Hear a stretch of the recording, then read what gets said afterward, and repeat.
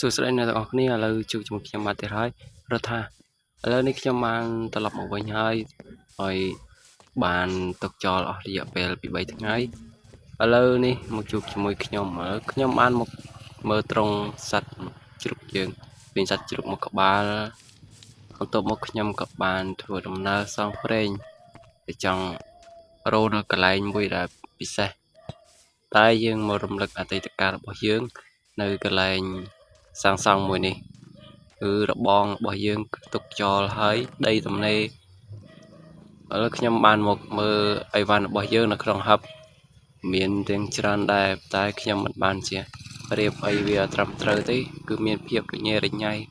អ្នកទាំងអស់គ្នាអាចនឹងមើលទៅតែខ្ញុំជាមនុស្សម្នាក់ដែលចូលចិត្តខ្ជិះខ្ជាយធ្វើអីដែលប្លែកពីគេអើយចាប់ដោយខ្ញុំរត់ទៅបញ្ចូលសលេងឥឡូវខ្ញុំបានមកដល់កន្លែងនេះមួយ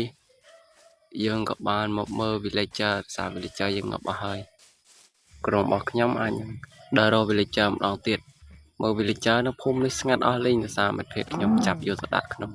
ផ្ទះតែឡើយ villager ហ្នឹងកើតអីងាប់អស់លេងឥឡូវយើងក៏អត់ចំណីអាហារមកដើរកាប់យកសត្វដើម្បីយកស្បែកយកសាច់យក experience ឲ្យច្រើនដើម្បីយកមកអាប់ធ្វើយើងហើយខ្ញុំមិនដឹងជាត្រូវនិយាយអីច្រើនទេគ្រាន់តែដើរកាប់សត្វមើលសត្វជៀមសត្វគោអីខ្ញុំកាប់តែខ្ទេចហើយសត្វជ្រូកទៀតកាន់តែអស់ទៀតខ្ញុំដើរកាប់អស់កន្លែងនេះខ្ញុំបានកាប់យកដីយកទៅប្រើប្រាស់មើលទៅកន្លែងនេះទៅដល់ប្រឡោះប៉ុណ្ណាណីខ្ញុំកាប់យកដីដល់ឃើញ villager ទៀតមក villager កប់ដោយខ្ញុំមិនដឹងកាត់អីមិត្តភក្តិខ្ញុំកាប់ចាប់ villager មកដល់សល់ villager មួយចុចមើលមាន thread ស្អីពេញទៅវាអើយអត់មានអី thread ជាមួយហើយខ្ញុំក៏បានដើរមើលដំណាំមើលជំវិញខ្លួនមើលកន្លែងដែលធ្លាប់តែកាប់ហើយធ្លាប់តែលេងជុំមិត្តភក្តិឥឡូវខ្ញុំមកលេងតែឯងខ្ញុំមួយថ្ងៃអាចនឹងចំណាយពេល2ទៅ3នាទីដើម្បីយកពេលនោះមកធ្វើវីដេអូឲ្យអ្នកទាំងអស់គ្នាបានទស្សនាហើយខ្ញុំក៏បានធ្វើវាឲ្យគ្រប់គោលការណ៍ YouTube ផងដែរមិនចង់ទុកវាចោលទេថាដោយសារវាជាចំណង់ចំណូលចិត្តរបស់ខ្ញុំផងព្រោះខ្ញុំចង់ពេញក្តីសម័យមួយគឺចង់ធ្វើវីដេអូឬចង់ធ្វើអីដែលប្លែកផ្សេងទៀតដែលខ្ញុំមិនអាចធ្វើបានខ្ញុំនឹងព្យាយាមធ្វើវាឲ្យបានហើយនឹងធ្វើវាបានជោគជ័យផងដែរឥឡូវយើងក៏បានធ្វើដំណើរកំសាន្តដើរកាប់សត្វយើងជាបន្តដោយសារខ្ញុំមិនមានអីធ្វើទៅទេដោយសារលេងយូរហើយយើងមានរបស់ប្រើប្រាស់ច្រើនហើយខ្ញុំមិនដឹងថាគួរធ្វើអីបើអ្នកទាំងអស់គ្នាចង់ឲ្យខ្ញុំធ្វើអីគឺខមមិននៅខាងក្រោមខ្ញុំនឹងធ្វើតាមតែបើធ្វើមិនដូចក៏មិនដឹងថាធ្វើមិនទេឥ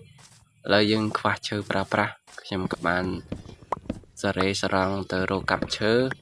ហើយយើងជួយចិត្តឈើនេះយើងត្រូវតែកាប់យកឈើមួយនេះខ្ញុំមិនជួយចិត្តឈើអីផ្សេងទេក្រៅពីឈើស្អីគេឈើនេះអត់ស្គាល់ទេចេះតែ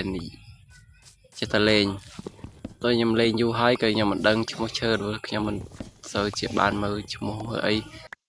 បើសិនបើអ្នកទាំងអស់គ្នាស្ដាប់នៅសលេងខ្ញុំនេះរៀងកងហើយខ្ទាស់ក៏ប៉ុន្តែខ្ញុំបានធ្វើដំណើរឆ្លងខេត្តមកខេត្តព្រះវិហារខេត្តរបស់ខ្ញុំនៅខេត្តសៀមរាបតែឥឡូវខ្ញុំដើរលេងនៅខេត្តព្រះវិហារជាមួយមិត្តភក្តិ3នាក់វីដេអូនេះជិតឈានដល់ចុងបញ្ចប់ហើយអ្នកទាំងអស់គ្នានឹងជួបខ្ញុំនៅក្នុងវីដេអូក្រោយបាយ